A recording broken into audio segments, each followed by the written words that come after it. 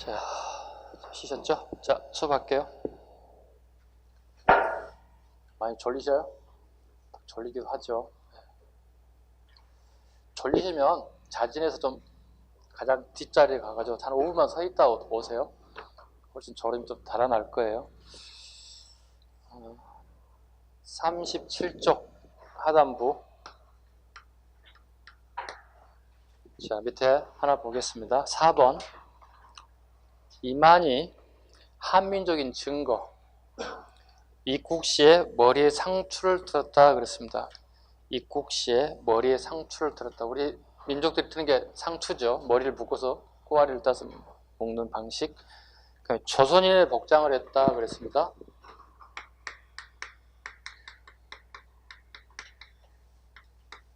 이건 우리가 번역한 거고요. 중국 애들 기록에는 이복이라고 기록되어 있습니다. 같은 말이에요. 이복을 우리식으로 표현하면 조선인 복장이라고 얘기하는 거고, 중국 애들 기록을 보면 이복이 되는 거예요. 오랑캐 복식을 했다는 뜻이에요. 이게 한 5년 전에 경찰 문제 기출이에요. 오답률 90%. 오답률. 왜 이렇게 많이 틀렸을까요? 대부분 사람은 이것만 공부해가 봐요. 예, 조선인 복식으로 하는 걸 봐서 이만은 조선일 것이다 이렇게 추측하는 거거든요. 근데 아까 얘기했다시피 책에 기록하기 위해서 유적 유물 기록이라고 그랬잖아요. 중국 기록문을 우리 참고한다고 그랬잖아요. 중국 기록문을 그대로 인용을 한 거예요. 그게 이복이에요. 오랑캐 입자, 복식 복자예요. 오랑캐 복장을 했다. 그러니까 중국 애들이 봤을 때 우리가 입는 옷은 오랑캐 옷인 거예요. 오랑캐 옷이 도대체 뭘까? 제가 써놨어요. 흰 옷이면서 투피스예요. 이러면 이해 가죠? 보통 우리 남자들은 관계없는 여성분들이 원피스, 투피스 이렇게 복장이 있죠. 그죠? 중국 애들이 뭐죠? 원피스예요. 이름이 중국 애들 정통 복식 뭐라고 그러죠? 치파오? 예. 네, 그런 복식을 가지고 싸워요. 중국 애들이. 얼마나 불편했겠어요. 얘들 중국 애들 영화 한번 봐보세요. 소림사 같은 영화 봐보세요. 중국 영화 보면, 무협 영화 보면 우리는 바로 후다닥 싸우잖아요. 근데 그네들 잠깐 기다려. 그러고 난 다음에 잠깐 타임을 갖고 다리를 쭉 올려서 여기 치마를 여기 치맛다는 여기다 허리춤에다 묶어 이렇게. 그러는데 뭐 어떻게 해요? 됐어. 이제 해볼까? 겨뤄볼까? 이렇게 싸움하는 거예요. 얼마나 불편했겠어요. 전쟁할 때 기다려주겠어요, 누가? 준비될 때까지 내가 기다려볼게. 이러진 않죠. 중국 애들이 항의를 한 거야. 지네 책임자들에게, 왕에게. 우리도 오랑캐 복식을 해달라. 그게 투피스예요. 왜? 우리나라의 남자들은 군인들이 투 따로따로 복식을 입어도 훨씬 더 편했겠지, 전쟁터에서. 그거예요. 그래서 이복은 즉 오랑캐 옷이고, 우리말로 풀이하면 조선인 복장이고, 요즘 말로 여러분 이해하기 돕게 한다면 투피스입니다. 그래서 제가 일부러 항상 물어봐. 선생님 그때 원피스라 했나요? 물어봐. 투피스라니까. 적어놔서 못을 박아놔서 질문하지 말라고. 질문의 양을 좀 줄이기 위해서 적어놨으니까 이해해 주시기 바랍니다. 요거 적어놔야 돼. 이복.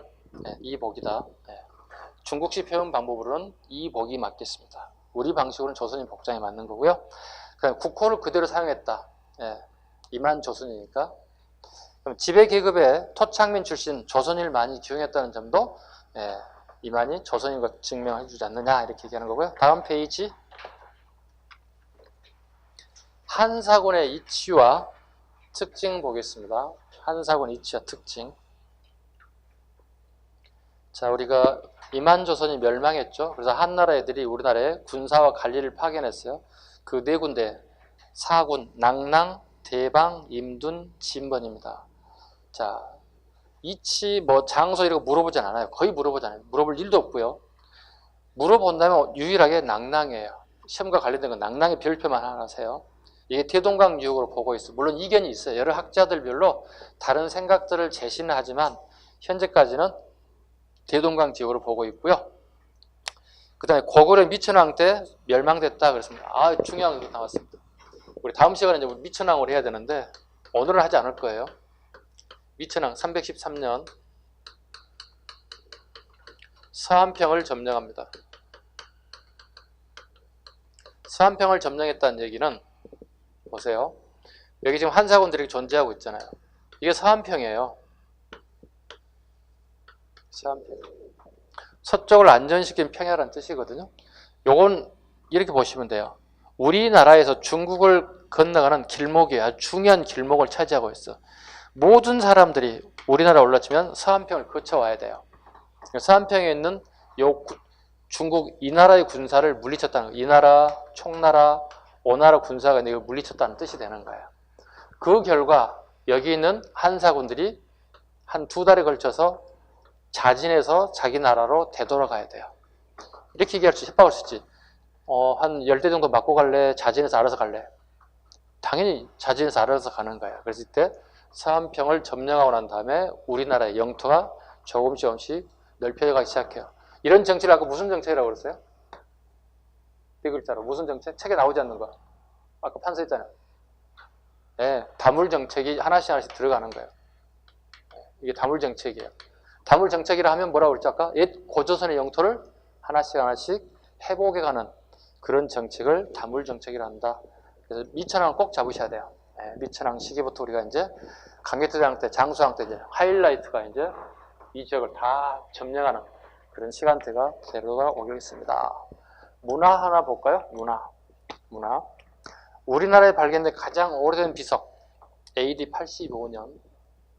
오곡의 풍성함을 토속 산신에게 기원하는 비문으로 이 비문을 통해 점재현이 용강이고 열수가 대동강임을 알 수 있었다. 점재현 신사비. 우리나라의 가장 최고 오래된 비석이다. 우리나라에 발견된 최고 오래된 비석 중에 하나가 점재현 신사비다. 이건 낭낭의 비라고 봅니다. 우리나라 건 아닙니다. 그러나 우리 땅에서 가장 오래된 것은 점재현 신사비다 보시면 되고요. 쭉 제가 책을 이렇게 이번에 편제를 하다 보니까 하나 빠진 게 있는데 요 밑에 그 여백에다가 팔조법 하나 적을까요, 우리? 팔조법 중에 우리가 몇 개 전해지나요? 3조목이 전해진 거 아시죠? 첫 번째, 살인죄, 상해죄, 절도죄. 이렇게 여러분 여백에다 좀 적어주세요. 책을 쓰다 보니까 어디 갔지? 찾아도 없어. 빠뜨렸구나. 이해를 좀 해주시고, 시험에 나오지는 않겠지만 그래도 고조선에는 8조법이 있는데 그 중에 3개 조목이 전해지더라. 살인, 상해, 절도죄가 있더라. 그리고 이만조선이 멸망되고 난 다음에 한사군이 설치되고 난 이후에는 법조항이 몇 개로 늘어난다? 60여 조로 증가되더라. 그러다 보니 우리 조선인들이 생활이 여유가 있는 게 아니라 굉장히 각박해지더라. 이 정도만 좀 잡으면 될 것 같아요. 60여 조 늘어나면서 생활이 각박해지더라. 이 정도만 여러분 좀 이해해 주시고, 쓰다 보니 8조법이 날라갔어. 자, 이제 41쪽 보겠습니다. 여러 나라의 상장 보겠습니다. 자, 첫 번째가 오른쪽에 42쪽까지 가야 되겠네요. 부여 바로 갈게요. 부여 가겠습니다. 부여 첫 번째 흥망성쇠 보겠습니다. 부여는요, AD 자료를 보세요. AD 1세기경 만주평야에 자리 잡은 반농 반목의 선진국가였다. 반농 반목이 몇 줄 것이에요. 반은 농사 짓고 반은 목축업을 종사했다는 뜻이 되는 거고요. AD 49년에 중국식 왕의 명칭을 사용했다. AD 49년 또는 AD 1세기 이렇게 해도 돼요. 이건 이미 기출에 나왔던 지문이니까 잡아두셔야 돼요. 부여란 나라가 AD 1세기부터 왕이라고 하는 명칭을 사용했다. 중국 제도를 받아들였다는 의미를 가지고 있는 거죠. 그 다음에 고구려와 대항하였고 후한과 친교를 맺었으나 고구려 문자왕 때 병합되었다 그랬습니다. 494년에.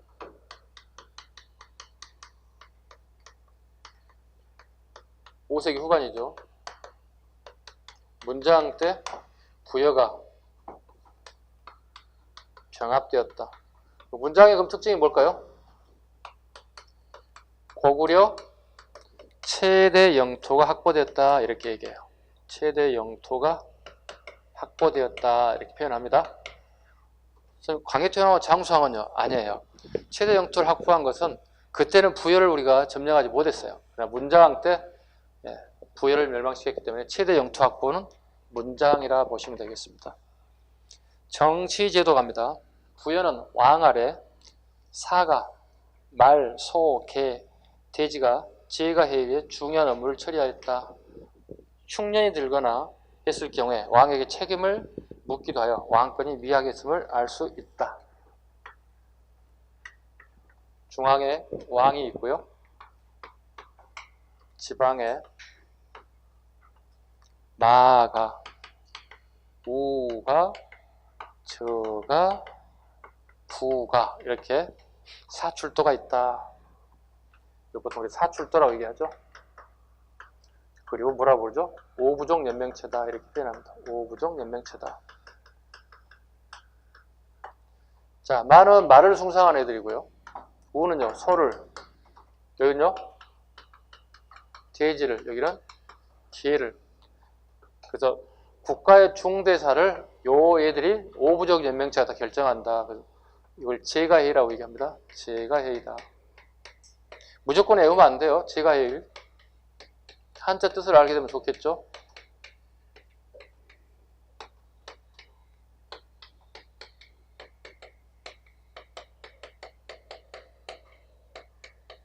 제가회의. 모두 제자, 더할 가자, 모일의자. 더하는 것은 우리 한자식의 뜻은 더할 가지만 실은 여기서 말하는 것은 부족장을 의미합니다. 네, 부족장. 아시죠? 그러면 5개의 부족장들이 모두 모여서 국가의 중대사를 결정했다. 이렇게 하게 되겠습니다.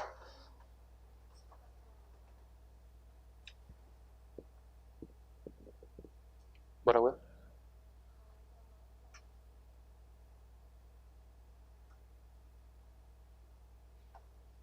아, 예. 무슨 말인지 알았어요. 이제 알았어요. 아, 집가자 아니면 이걸로 바꾸시면 돼요. 네. 오타네요. 네. 선생님이 오타입니다. 제가회의를 통해서 국가의 중대사가 결정되었다. 네. 수정해 주세요. 몇 번이지 그러면 이게? 니은 지문에 집가자를 더할 가자로 수정해 주시면 돼요. 제가회의에 의해서 결정되었다. 이거 오부족 연맹체다. 이렇게 오부족 연맹체다. 자, 얘네들은 중앙에서, 왕은 중앙에서 권력을 가지고 통치하고 얘네들은 지방에서 지방을 통치했다 보시면 되겠습니다. 이걸 제가회의라고 한다. 흉년에는 왕에게 책임을 묻기도 했다. 왕권이 그만큼 미약했음을 증명한다. 그 다음에 사출도, 사출도 요거 얘기한 거죠. 그 다음에 경제제도 가겠습니다. 경제제도. 자, 농업과 목축, 반농, 반목의 경제단계로 말과 주옥, 모피 등이 특산물이었다. 사회신분, 이거 가끔 나오는 거네요. 왕, 제가, 호민 등 지배층이 상호와 생산 담당 계층이자 전쟁터는 보급품을 운반했던 일반 백성인 하호, 그리고 최하인 노비로 구성되었다. 그러니까 지배층과 피지배층을 구분하시면 돼요. 하호하고 그 다음에 일반 노비층이 피지배층이다. 지배층과 피지배층 정도 구분을 하시면 되겠습니다. 다음 페이지 넘기겠습니다. 자, 이제 법률 보겠습니다. 법률. 자, 살인자는 사형에 처하고 그 가족을 노비로 삼았다. 살인죄가 있다는 거죠. 살인죄가 존재했다. 그리고 노비로 삼는 거 봤을 때도요. 노비도 있었다는 거고, 그 다음에 그 가족을, 죄 없는 가족까지 처벌했다는 얘기는 연자죄까지 같이 적용되고 있다는 사실. 그 다음에 절도죄는 12배 배상을 했다. 이거 일명 일책 12법. 꼬지질 책자입니다. 꼬지질 책자 일책 12법이라고 한다. 그 다음에 간음한 자는 사형에 처한다. 고조선에는 여기 보시면 간음죄 없어요. 여기는 없어요. 간음죄가 없죠. 간통죄가 없죠. 부여에는 간음죄가 있습니다. 그 다음에 니을번. 부녀자의 투기는 사형에 처해야 돼. 부녀자의 투기는 사형에 처해야 돼. 그 시체를 남쪽 산에 버려서 썩게 하였다. 그 시체를 가져가려 하려면 우말을 바쳐야 됐다. 소화말을 바쳐야 됐다. 가부장제와 일부 달처제의 의미를 가지고 있죠. 선생님이 좋아하는 나라입니다. 왜요? 저는 이 제도를 적용되면 장가를 몇 번 갔을 것 같은데. 네? 투기가 뭐냐고요? 시기 질투란 말을 아세요? 예를 들어서 여성이 남편에게 시기하고 질투하는 거. 쉬는 시간에 별도로 얘기해 드릴게요. 네. 시기하고 질투하는 걸 의미합니다. 네. 풍속 가겠습니다. 자, 이제 여기서 중요한 게 막 나오겠죠. 자, 영고 갑니다. 영고 별표입니다. 영고. 제천행사인 거 아시죠? 제천행사. 제천행사라는 것은 하늘에 제사 지내는 거 아시죠? 네, 제천행사. 한 해 농사가 잘 되고 내년에도 잘 되기를 기원해주는 행사입니다. 부여 보겠습니다. 부여에 뭐가 있다고요? 영고가 있다고요. 몇 월 달에요? 12월 달에. 이게 너무 시험에 잘 나오죠. 왜 12월에 하죠? 네? 농사가 끝나고? 나머지 다 10월이거든? 봐볼까요? 고글에 봐볼까? 고글에 뭐가 있어요? 몇 월 달에 해요? 10월 달에 해요. 동해 봐볼까요? 여기도 10월이에요. 사만 볼까요? 사만은 두 번을 해요. 제사를. 수린날. 이건 5월이에요. 자, 여러분 한번 봐보세요. 여기 머리 꼭대기 한번 짚어봐. 이렇게 머리로. 짚어봐. 빨리 잊어먹지 않게끔. 이걸 뭐라 불러? 중앙을 갖다가? 정수리라고 그러지. 정자 빼봐 그러면. 수리. 그러면 1년을 얘들 중간으로 봤다는 얘기잖아요. 10월이잖아요. 10월의 줄반 어디에? 5월이야. 이때 뭐 하지 우리가? 모내기 철이야. 농업국가에서 모내기 해야 되잖아 이거. 모내기 할 때도 어떻게 했다는 얘기야? 하늘에 제사 지냈다는 얘기야. 수확 잘 되게 해주세요. 10월 달에 계절제 수확이 되고 난 다음에도 잘 됐으면 고맙습니다. 내년에 잘 되게 해주세요. 이렇게. 아시죠? 수리날은 5월 달. 자, 그러면 나머지 없는 나라들 있잖아요. 보시면 백제, 신라, 뭐 가야 이런 나라들 있잖아요. 기록이 없어. 분명히 있었을 거라고 추측은 되는데 기록이 없어서 우리가 할 수가 없어요. 기록만 잡고 이렇게 가는 거예요. 자, 봐요. 10월 공통점이잖아. 근데 톡 튀어나온 애 하나 있지. 12월. 그럼 이게 시험 요소가 되는 거지. 그지? 다 10월에 나오면 12월이잖아. 왜일까? 12월 달에 영고. 한양할 영자, 북고자. 한양합니다. 북을 치고 음식을 장만하고 와주세요. 제사 지내고 같이 공동체적인 음식도 나누고 춤도 같이 추고 노는 거예요. 춤추고 노는 거예요. 밤새 놀아요. 2박 3일 동안 놀아요. 여러분이 그래서 우리나라에 노래방 문화가 발달된 이유가 여기서부터 출발했어. 선생님 생각입니다. 답은. 볼까요? 첫 번째. 수렵사회의 유풍이다 적으시면 돼요. 수렵사회의 유풍, 유습. 수렵, 사냥이라는 뜻이잖아요. 봐요. 그럼 부여가 어디쯤 있나 봐봐요. 여기잖아. 여기 흐르는 강이 무슨 강이에요? 송하강이잖아요. 이 송하강에 물줄기로 만들어진 나라가 부여란 말이에요. 그럼 12월 되면 어떻게 될까요? 엄청 추워요. 완전 추워요. 오늘날이 만주 하얼빈이에요. 쉽게 얘기해서. 추워요. 그럼 하얀 눈으로 덮여요. 영하 30도 기본이에요. 이쪽 지방은요. 우리 앞전에 서울에 영하 25도 됐을 때 땡땡 얼고 난리가 났거든요. 그죠? 며칠 전에, 한 3년 전에. 30도는 기본이에요. 그럼 동물들이 먹이 활동을 하기 위해서 나와요. 하나 둘씩 나와요. 그럼 하얀 설원 위에 동물들의 모습을 보여요. 잘 보일까 안 보일까? 잘 보이지. 그럼 수확을 훨씬 더 하기 좋아지는 거죠. 이게 뭐예요? 수렵사 유풍이라는 것은 동물 사냥이 훨씬 많이 늘어날 수 있다. 먹잇감이 늘어날 수 있다. 두 번째 중요한 거 있습니다. 을력의 영향이에요. 을력 아시는 분 한번 손 들어봐. 모르는 사람 손 들어봐. 을력 나 처음 들어보는데 선생님? 달력이에요. 달력인데 어느 나라 달력이라는 뜻이죠? 은나라 달력이라는 뜻이에요. 좀 이따 설명을 할 거예요. 이제 다시 중국 역사를 다시 할 때. 중국 역사를 알아야만 여러분들 공부할 때 편해지는 거예요. 중국 역사를 모르면 어떻게 되죠? 외워야 돼. 막 통째로 막 외워야 되는 거야. 보통 고통이 아니거든요. 저는 외우는 게 하나도 없어요. 중국 역사를 갖다가. 그냥 써. 그럼 이해 가. 중국 달력, 을력 이 나라만 유일하게 1년을 12달을 보고 나머지 전부 다 몇 달로 보는 거야? 10개월을 보는 거야. 1년을 갖다가. 그래서 부여의 이용고는 12월에 제천 행사를 하게 됐다. 을력의 영향을 받았다. 어느 나라 달력이라고요? 을력은요? 은나라 달력. 1년을 몇 달로 보고 있다고요? 12개월로 보고 있다. 나머지 날보다 몇 개월로 보고 있다고요? 10개월로 보고 있다고. 이 정도는 기본이에요. 두 번째 갑니다. 순장의 풍습이 있다. 부족장이 죽게 되면 부족장을 모셨던 애들 전부 다 죽여요. 이게 순장제도예요. 이 순장제도는 아까 얘기했던 연맹국가라든가 고대국가가 다 있어요.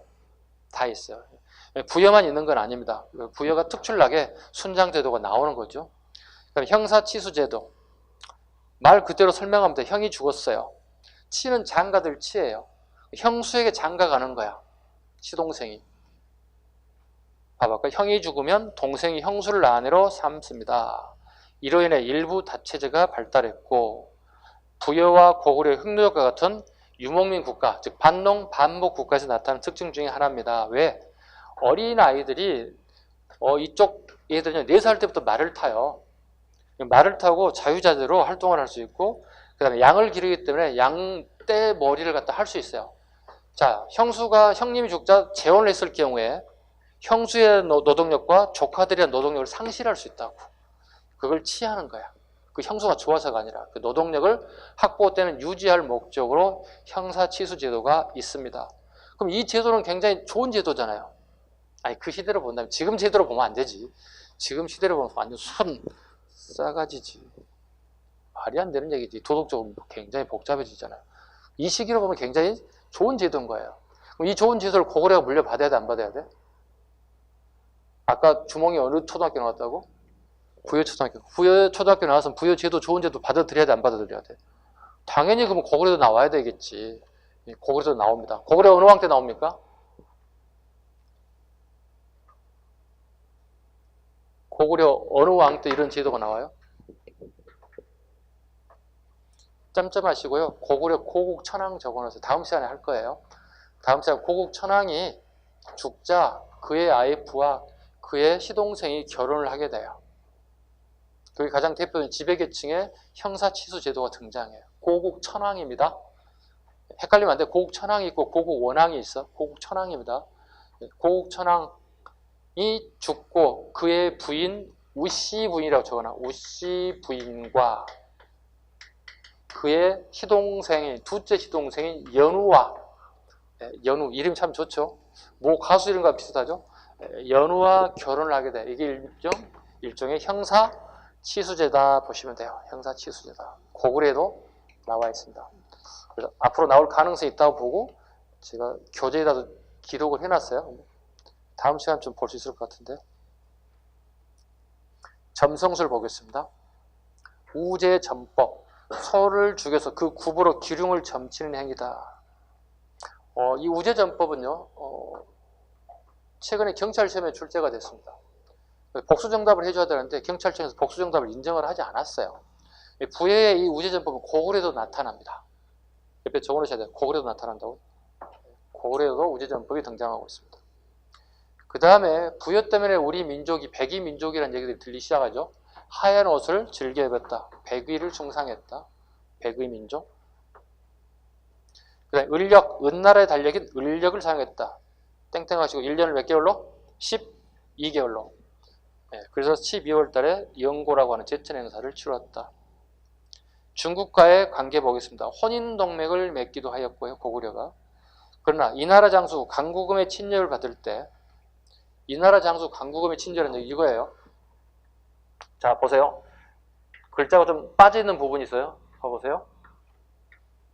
자 고구려의 동천왕이 이쪽 서한평 아까 미천왕 동천왕 다음에 미천왕이야. 동천왕이 이 서한평을 공격했어요. 여기에 한사공이 존재해요. 즉 다물정책을 실시하고 있는 거야. 이때 중국의 나라는 이렇게 돼 있어. 이 나라, 청나라, 오나라. 중국의 삼국시대가 있어. 이때 이 나라 장수 강구검이 침입해오는 동천왕을 물리쳐. 그리고 여기에 있는 부여라고 하는 나라가 이 나라에게 불량미를 제공해줘. 좀 이상하죠. 부여나 고구려나 같은 민족이기 때문에 동질성을 가지고 있기 때문에 돕는다고 생각한다면 당연히 고구려 동천왕을 도와야 되지 않나요? 생각할 수 있겠죠. 근데 그건 그거고요. 그건 그거고 같은 민족이었더라도 이건 이거예요. 쉽게 생각하면 이렇게 하면 돼요. 우리가 북한과 싸워. 아니면 미국과 중국이 싸워. 그럼 우리는 중국 편을 들어줘야 돼? 미국 편을 들어줘야 돼? 대답 못하는구나. 대답 못하는구나.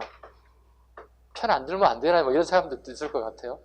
아무래도 우리는 군사적인 동맹관계를 맺어졌기 때문에 미국의 편을 쓸 수밖에 없었겠죠.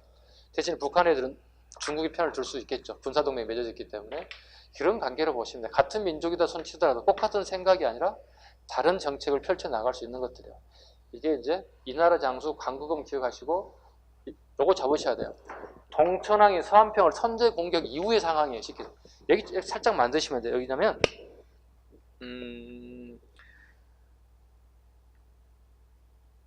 볼까요? 혼인 동맹을 맺기도 하고 그 다음에다가 이렇게 표시하시고 이렇게 표시하시고 동천왕이 고구려 침입 시 이렇게 돼요. 동천왕이 서한평 공격 시 공격하는 당시에 부여가 이 나라에게 불량미를 제공했다. 이렇게 해석하면 될 것 같습니다. 그걸 좀 넣었어야 되는데 말이 약간 좀 빠졌군요. 부여의 멸망 볼까요? 364년 선비족의 동그라미 칩니다. 아주 많이 장난칩니다. 선비족의 모용항씨 침략을 받아 현황 및 5만여 명의 부여인이 포로로 잡혔고 모용씨가 세명하자 고구려 보호하에 놓여있다가 고구려 문자왕 때 항복하여 멸망했다. 문자왕 밑줄 보면 되겠죠. 최대 영토를 확보했다. 옥저 갑니다. 옥저는 한경북도와 한경남도를 차지하고 있던 지역입니다. 오른쪽에 있는 동해는 한경남도하고 강원도 일부가 걸쳐있는 대표적인 지역적 특성을 가지고 있습니다. 옥저 가보겠습니다. 자, 1번 됐고 2번 각 읍락에는 읍군이나 삼로라는 군장이 부족을 다스렸다. 군장 단계에 머물렀다. 결국 여기 뭐야? 왕이 없다는 거예요. 옥저와 동해의 공통점은 왕이 존재하지 않다. 읍군이나 삼로 등이 나라를 통치했다. 그러던 도중에 고구려 태조왕에게 동해는 고구려와 신라의 흡수통일이 됐다. 그러니까 옥저는 고구려 태조왕 때 멸망됐고 그 밑에 나라 동해는 신라와 고구려에게 나뉘어서 편입되고 말았다. 옥저, 동해. 이런 태조 때 여기 동해는 태조하고 신라에게 반반씩 나뉘어서 뺏기게 됐다. 태조가 누굴까 생각해 봐야 돼요. 태조는 누구죠? 태조 왕건, 태조 이성계. 건국자에게 주로 조자가 붙네요. 그죠? 건국자에게. 이렇게 얘기하면 보통 뭐라고 여러분들 얘기하죠? 주몽 아닐까요? 답이 나오는데 주몽이 아니에요. 여기서 말하는 태조는요, 유리왕의 손자라고 보시면 돼요. 그러면은 주몽에게 증손자쯤 된다고 봐야 되겠지. 그죠? 네, 증손자도 봐야 돼. 근데 왜 태조라고 붙였을까요? 봐봐요. 조는 건국자들을 주로 붙이는 거거든. 근데 건국에 준할 만한 큰 업적을 쌓을 때도 뒤에 묘호를 조자를 붙여야. 그래서 태조가 된 거예요. 아셨죠? 일단 태조는 주몽이 아니라는 사실을 잡아야 돼. 네. 처음 하신 분들 살짝 적어야 돼. 주몽 X. 여기서 말하는 태조는 주몽이 아니다. 유리왕의 손자쯤 된다 보시면 돼요. 이 사람이 옥저를 정복시키고 동해에도 일부분을 흡수 통합했다. 경제갑니다. 어물과 소금, 해산물이 풍부했다. 어물과 소금. 가장 핵심적인 건 뭐죠? 소금입니다. 네, 소금이 굉장히 중요하죠. 소금은 가장 귀한 상품이기도 했고 가장 비싸게 팔린 상품이기도 했어요. 네, 그래서 훗날 소금이 나왔을 때 나오는 뜻이 이제 아까 우리 동천왕 다음에 미천왕이라고 그랬잖아요. 네, 미천왕이 훗날 왕자 시절에 밀려났을 때 자기 자신을 속이고 소금 장수를 하거든요. 그러고 나서 나중에 왕의 자리에 오르거든요. 그래서 소금 하면 미천왕을 딱 떠올리시면 좋을 것 같아요. 다음 시간 좀 할 것 같아요. 미천왕에 대한 얘기. 즉 을불신하라고 보통 얘기합니다. 을불이 자신의 세자 신분을 왕자 신분을 속이고 소금 장사, 그 다음에 머슴살이를 하면서까지 신분을 속이면서까지 생명을 유지했었던 그 대표적인 게 소금 장사였다 보시면 되겠습니다. 그 다음에 풍속갑니다. 민며느리제, 일종의 결혼 계약인 예부제다 그랬습니다. 미리 예자, 며느리 부자입니다. 옥조의 민며느리제, 결혼제도가 꽤 많이 있는데요. 좀 그 내용을 가끔 물어보는 경우가 있기 때문에 좀 설명을 할게요. 봐봅시다. A라고 하는 남자와 B라고 하는 남자, 이거 전부 다 부모님들입니다. 양 부모님들입니다. 자, 여기는 딸을 두고 있고 여기는 아들을 둔 아버지라 생각해 볼게요. 예전에는 막 이렇게 연애하고 데이트하던 시절이 아니었잖아요. 그죠? 부모님들의 어떤 또 주변에 연결을 통해서 하죠. 자, 봐봐요. A와 B가 이렇게 얘기합니다. 딸 참 이쁘던데, 니네 아들 멋지던데, 이렇게 서로 칭찬해줘요.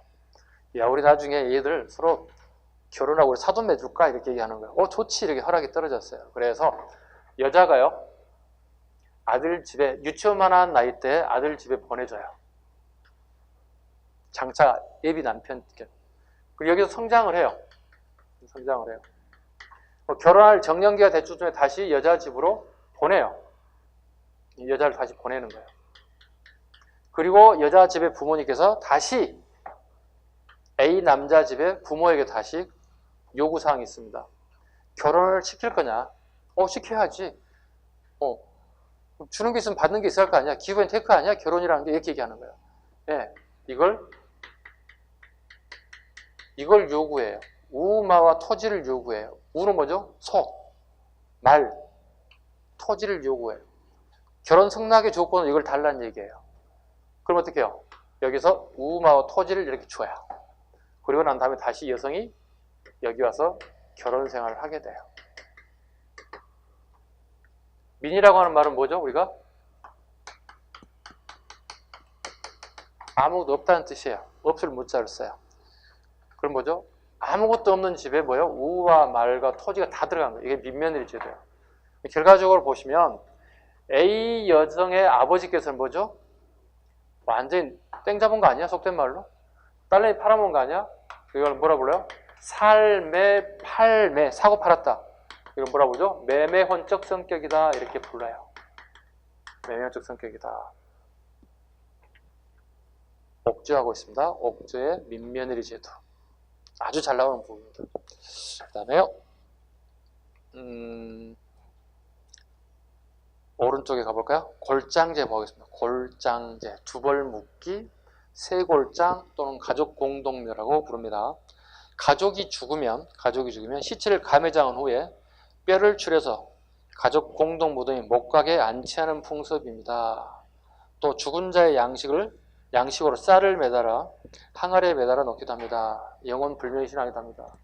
그래서 아까 제가 암기상 어떻게 잡았습니까? 옥, 민, 항. 암기상이 오늘 몇 가지 있어요. 그죠? 옥은 어느 나라? 옥저. 여기는 민, 며느리제, 매매혼적 성격, 딸내미 팔아먹은 거 쉽게 얘기해서. 그리고 영혼 불멸신앙인 항아리에다가 쌀을 담궈놨다. 동해갑니다. 강원도 북부 동해안 지역에 위치하고 있고요. 왕업소 여기도 up분과 삼로 등이 나라를 통치했다. 특산물의 별표합니다. 네, 특산물의 별표 하나 합니다. 기본입니다. 공무원 시험 준비하는 수험생이라면 당궁, 가하마, 반어피가 유명했다. 당궁, 박달나무 단자입니다. 박달나무로 활을 만들었다. 박달나무. 단궁이란다.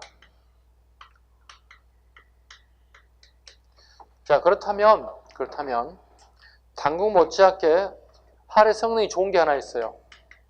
이게 맥궁이에요. 이게 고구려예요. 고구려의 맥궁이 있어요. 성능이 훨씬 더 뛰어납니다. 박달나무. 여기는요, 상아를 써요. 코끼리뿔 아시죠? 그 다음에 여기 쇠붙이가 가미돼요. 이게 맥궁이라 불려요. 고구려 활이 훨씬 더 성능이, 유해사거리와 성능이 훨씬 더 뛰어났어요. 선생님, 우리나라에 코끼리 없잖아요. 맞죠? 없죠? 근데 코끼리뿔 어디서 났을까요? 코끼리 어디서 살아요, 지금 우리? 동남아시아 중에서도? 여기잖아요. 인도잖아요. 쉽게 인디아잖아요. 인디아에서 사왔다는 얘기 되는 거잖아요. 그러니까 직간접적인 방법을 통해서 상하뿔이 수입됐어요. 그만큼 고구려라는 나라가 뭐죠? 개방적. 폐쇄되지 않고 개방적인 상하뿔까지도 네, 맥붕을 사용할 정도로 굉장히 개방적이었다. 그 인도라고 하는 나라는 우리 고구려 벽화에도 나옵니다. 고구려 벽화에도 그 춤추는 무희들의 옷이 땡땡이 줄무늬를 입었어요. 땡땡이 줄무늬는 인도에서 유행했던 복식이었어요. 인도 복식사에 나와요. 그리고 고구려의 무용총에 그 여인들이 춤추는 모습이 있죠. 이렇게 춤추는 모습이 있죠. 이렇게 출 수는 없어요. 이렇게 춤추는 모습은 춤추는 동작을 스냅사진을 순간 찍는 것과 같은 효과를 만들어내서 그린 게 벽화가 무용총이에요. 그 무용총의 땡땡이 줄무늬도 인도 거예요. 그만큼 우리 고구려라는 나라가 꽉 막힌 나라가 아니라 개방적이고 진취적이었다는 것을 내포하고 있습니다. 그 다음에 과하마, 과일나무 과자, 아래아자, 말마자. 과일나무 밑을 지나가도 전혀 방해되지 않고 지나갈 수 있었다. 요즘 뭐죠? 아주 작은 말, 조랑말 정도다 보시면 돼요. 조랑말 정도 보시면 되고요. 그 다음에 동해안이다 보니까 바다 표범을 잡아서 가죽을 수출했다. 특히 산우회를 쳐서 명주나 삼배를 짜는 방직 기술도 상당히 발전됐다. 풍속가입니다. 10월에 무천. 10월에 무천, 춤출 무자, 하늘천자. 하늘을 보고 춤추는 그런 제천 행사가 이루어졌다. 결혼 풍습. 조계혼이라는 단어가 들어가 있습니다. 조계혼. 이건 이렇게 적습니다. 시족사회의 유습이다 적어볼까요? 시족사회 유습. 시족들이 아까 우리 서두 이런 얘기했죠. 같은 김씨끼리 안 되는 거 아시죠? 유전학적으로 굉장히 열성인자 때문에 아이가 장애아가 태어날 수 있어요. 유전학적으로. 그래서 같은 성씨보다는 다른 성씨와 결혼하는 시족사회 유습이 이 조계혼 풍습이 동해에 나타나고 있다. 동해에 나타나고 있다. 조계혼의 모습을 가지고 있다. 그럼에도 불구하고 우리나라에 종례혼 풍습이 꽤 있었죠. 종례혼 풍습이 있는 나라가 어느 나라예요? 우리나라 중에서? 지네끼리 결혼한 나라가 있잖아. 왕족끼리. 신라 골품제 있잖아. 성골, 진골 할 때 성골 지네끼리 결혼하잖아. 그럼 아이들이 태어나면 어떻게? 수명이 어떻게? 짧아질 수밖에 없지. 그래서 신라 왕들이 수명이 짧아. 그 다음에 또 어디 있어? 고려 왕실. 지네끼리 결혼해. 왕실들끼리. 그럼 어떻게 돼? 왕들 수명이 되게 짧아. 20세 못 넘기고 도중에 중간에 허다해. 왜? 유전학적인 질병을 타고나는 거야, 이게. 그래서 고려시대 후기 가면 이거 알려. 사람들이 이거 알게 돼. 이거 제발 근친을 하지 마라. 종례를 하지 말고 그렇게 권고를 해. 그래도 해. 정신없는 애들이에요. 이걸 유교가 들어오면서 근절시키려고 하거든요. 성경도 유교가 들어오면서 근절시키려고 함에도 불구하고 잘 안 지켜져. 자, 조선이라는 나라는 어떻게 할까요? 유교가 완전히 확립된 유교국가지. 유교국가에 사촌 동생하고 오촌 동생하고 결혼해? 난리 날 일이지. 큰일 날 일이지. 같은 김씨 20개를 결혼 못하게 하면 난리인데. 조선시대에 아예 없어져요. 요거 나라들이 종례혼을 했어요. 웃기지 않아요? 동해라고 한 나라가 벌써 조계혼을 하는데 한참 후의 나라인 신라하고 고려 이거 해야 되겠어요? 네. 공부하다 보면 어떻게 야 이건 좀 아니지 않냐 생각이 들죠. 네. 여러분 생각해보면 사촌 오빠를 보니까 막 사랑이 움터? 말도 안 되는 얘기죠. 그죠? 이 새끼 저 새끼 하는데 그죠? 너무 시기 할 때. 네. 사랑이 안 트죠. 움트지 않죠. 자 다시 가죠. 책하제도. 자, 꾸짖을 책자, 재앙하자를 쓰는데요. 시종마다 산이나 강을 경계로 생활구역을 정하여 함부로 침범하지 못하게 하였다. 만약 다른 부족이 침범하면 책하라 하여 노비나 소, 말로 번상하게끔 하였다. 즉 사유재산 인정제도가 있었다는 겁니다. 책하제도. 그 다음에 주거 갈까요? 부뚜막을 갖춘 부엌과 난방시설을 갖춘 철자형과 여자형 집터에 거주했다. 이건 공무원 시험에도 나왔고 한능검에도 나왔고 두 군데 다 나왔어요. 살짝 거기다 한능검과 공무원 기출이라 적어놔요. 여자와 철자 모양의 집터 자리 동해입니다. 동해입니다. 삼한 가겠습니다. 자, 삼한은 망한, 변한, 진한을 갖다가 통칭해서 얘기한다고 얘기했습니다. 그리고 어느 나라 가장 큰 나라라고 그랬죠? 천하를 중심으로 했던 목지국이 가장 큰 나라였고 목지국의 54개국을 통합했던 나라, 그 나라 이름 뭐라 부른다고요? 진나라란다. 진나라란다. 진나라란다. 이해하셨죠? 네, 진과 어디가 교역을 했다고 그랬죠? 중국의 한나라와 교역했다. 근데 다이렉트로 하지 못했다고 그랬죠? 직접 교역하지 않고 간접 교역을 했죠? 간접 교역의 대상이 누구였죠? 위에 있는 나라? 이만조선이었다. 그 결과 이만조선이 부국 정책을 펼치게 되면서 결과적으로 누구의 눈밖에 나기 시작했다? 한나라. 그래서 한무제의 공격을 받아서 결과적으로 이만조선이 멸망의 길로 갔다. 순서 잡으라 했죠. 진, 애, 흉, 서파지, 서파살인사건. 외우셨죠? 진, 애, 흉, 서파살인사건. 멸망 과정입니다. 그 다음에 하나 더 있죠. 4세기, 3세기, 2세기 상황. 강력했다. 연나라 대립할 정도로. 근데 연나라에게 나라를 빼앗겼다. 일정 부분을. 그리고 2세기 이만조선에서 나라가 바뀌게 됐다. 두 가지 꼭 잡아야 돼. 4세기, 3세기, 2세기 이만조선 멸망 순서 진, 애, 흉, 서파지, 서파살인사건을 통해서 한무제가 이만조선을 공격했다. 절대 잡아야 돼요. 이거 나오면 땡큐하고 문제 맞히셔야 돼. 막 머리 막 극적극적 시험 장 가고 선생님이 외우라고 그랬는데 기억이 안 나지 이러면 안 돼요. 가면서 계속 외워야 돼. 오늘 집에 가시면서. 오늘 암기사 꽤 많이 타나요. 그죠? 다 외울지는 여러분들 책임져야 돼. 저는 책임 못 지겠습니다. 자, 다음 정치 보겠습니다. 사만의 정치 보겠습니다. 사만 전체 중앙 집권적 왕은 없었으나 사만의 총연맹장으로 진왕이 추대되었다. 진왕 밑줄 긋습니다. 진왕이 추대되었다. 그 밑에 각각 그 지역에 거수가 있고 대족장이 신지, 견지, 소작장인 읍차부례 등의 군장 세력이 지배했다. 신지, 견지, 읍차부례 밑줄 그어볼까요? 기초적인 겁니다. 사만의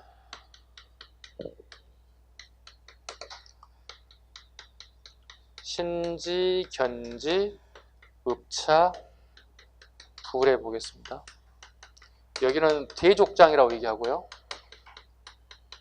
여기는 소적장이라고 할 수 있겠네요. 도대체 얘네들의 역할이 뭘까?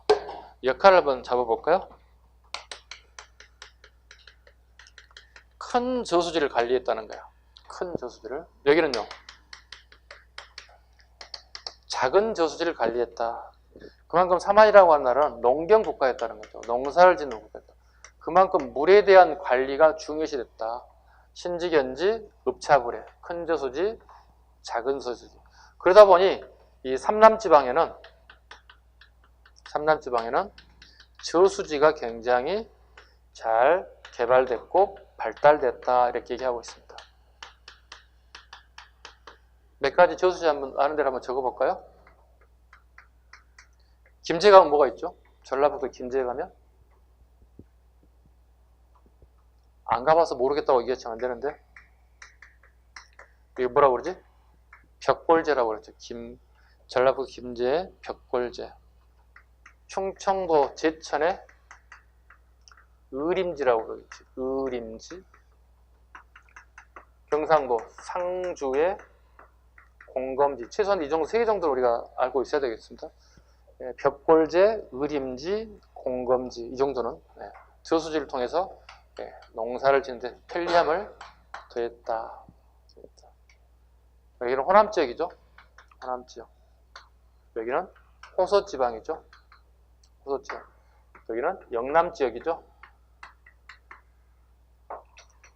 벽골제가 굉장히 컸다고 그래요. 근데 지금 많이 축소됐지만, 그래서 그 저수지가 이 호수자입니다. 호수처럼 보였다는 거야. 그 호수가 어디에 있다는 거야? 남쪽에 있다고. 그래서 호남 지방에 유래가 출발했다 설이 있어요. 여러 설 중에 하나. 여기도 호수 호자를 적는데 어디에 있는 거지? 서쪽에 호서지방, 그걸 충청지역을 호서지방이라고 얘기하죠. 영남은 이영자가 고계령자예요. 고계령자를 써요. 태백산맥이 말미 소백산맥이 쭉 흘러나면서 산이 그만큼 깊어진다는 얘기는 고계도 깊어진다는 뜻이 돼요. 그래서 영남지방을 갖다가 경상도 지역을 갖다가 우리 고계가 이렇게 깊어졌다 해서 고계령자를 써서 영남지방이다 이런 표현을 써요. 지명을 공부하게 되면 좀 더 접근하기 좋은 방법이 있겠죠. 자, 신지, 견지, 읍차불의 공부가 됐고요. 자, 종교 볼까요? 종교의 지배자로 신성시 되는 지역으로 긴 나무를 세우고 방울을 달았다. 천군입니다. 천군이 밑줄. 천군 아까 누구한테 깨진 거죠? 누가 내렸죠? 준왕에 깨진 거죠. 준왕에 깨지고 어느 한 일정한 곳에 경계를 두고 생활할 수밖에 없는 제한된 구역에 살게 됐다. 천군. 거기에 장을 우리는 천군이란다. 그 지역을 소도라고 하더라. 재정 분리가 시작되었다. 설명됐죠? 재정이 분리되기 시작했다. 역할. 신구 문화의 충돌과 갈등을 완화했다. 신문화는 뭐죠? 철기 문화. 구문화는 청동기 문화. 예. 철기 가진 애들 청동기를 다 죽일 수는 없잖아요. 살려는 주면서 신구 문화의 충돌을 완충 역할을 사용했다. 그 다음에 이 지역은 신성한 지역으로 인정돼서 범죄자가 범죄를 저지르고 도망갔을 경우에도 잡지 않을 정도로 어느 정도 인정이 되었다. 즉 신구 문화, 구문화, 청동기 문화를 가졌던 사람들에 대한 배려가 되고 있음을 엿볼 수 있습니다. 그 다음에 소떼 볼까요? 니을번. 소떼의 높은 나무와 무당의 어깨춤은 하늘로 비상하려는 염원을 담은 것이고 삼박자의 무당 노래는 천지인의 합의를 상징하는 소떼만 밑줄을 그으시면 돼요. 소떼, 소떼. 소떼 보셨죠? 여러분들 가끔 마을 어귀에 가시면 이렇게 새 모양으로 되어 있는 것들 이렇게 되는 이걸 소떼라고 불러요. 신성시 되는 새의 모습을 그리고 있어요. 네. 경제 가겠습니다. 벼농사, 김제의 벽골제, 밀양의 수산제, 제천의 의림지, 상주의 공검지 이런 벼농사가 활발히 이루어졌다. 변안의 철 보겠습니다. 낭단과 일본에 수출해서 가장 대표적인 게 마산의 성산동, 진해의 야철지. 볼까요? 야철지에서 봐봐요. 이게 돌이에요. 돌에 이런 철이 이렇게 박혀 있는 거예요. 이렇게 돌에.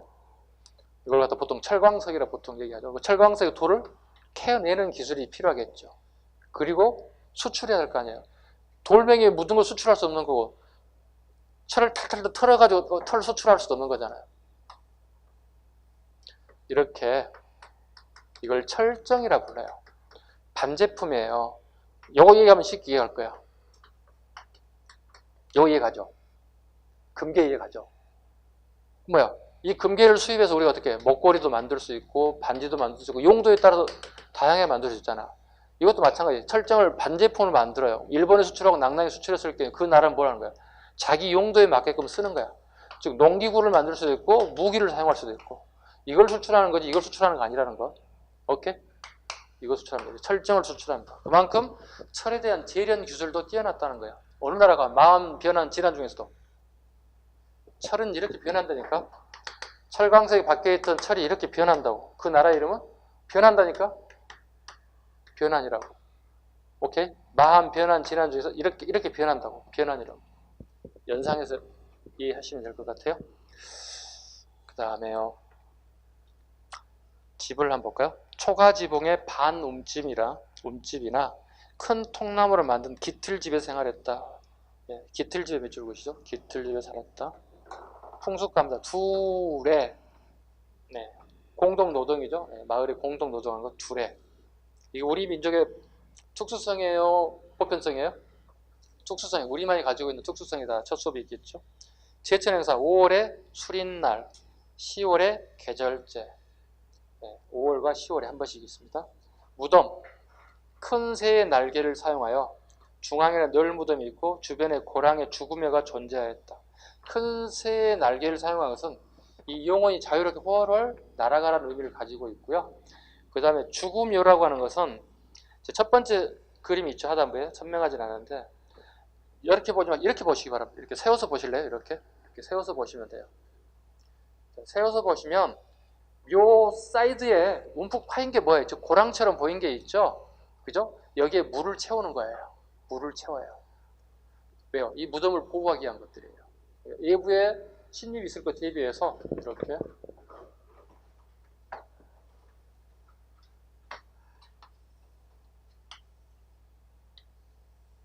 이렇게 이게 죽음이에요.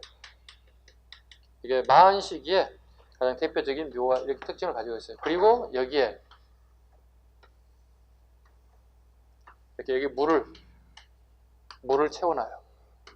누군가가 무덤 가까이 왔을 때 물이 채워지면 어떻게 일단 수도를 해야 되겠지.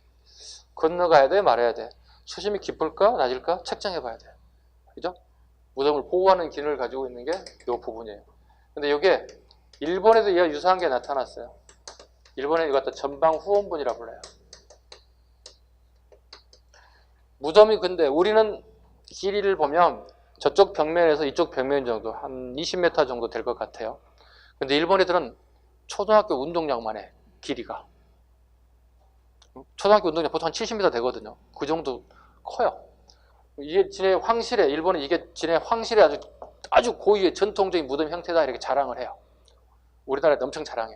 야, 니네는 없지 이런 거 이렇게 막 자랑한다고요. 근데 막 자랑을 했는데 한 20년 전부터 우리나라의 남해안 지역, 즉 마한 지역에 이게 다량 발견이 됐어요. 사이즈는 작지만 똑같은 형태가. 일본의 학자들이 고고학자들이 다 온 거야 우리나라에. 직접 현장에 다 가는 거지. 뭐 전라도 해남 땅, 영암 땅, 영광 땅을 다 가보는 거야. 아니나 다를 똑같이 있는 거거든. 깜짝 놀랬겠지. 그래갖고 일본에 가서 발표하는 건 뭐라고 그래? 우리께 저쪽 일부가 민족이 건너가서 지도자, 지배자 노릇했다. 그 지배자들이 죽고 난 다음에 묻힌 무덤이 이런 형태를 취하고 있다. 말도 안 되는 얘기를 하고 있습니다.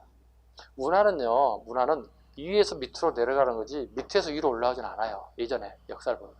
우리는 중국에서 문화가 거의 다 들어왔잖아요. 그죠? 물론 청동기 전까지는 아니겠지만 철기 시대 중국의 문화 그대로 들어왔고 우리 문화가 일본을 전파됐거든요. 우리는 그 중간에 매개체 역할을 해주는 동네예요. 쉽게 얘기해서.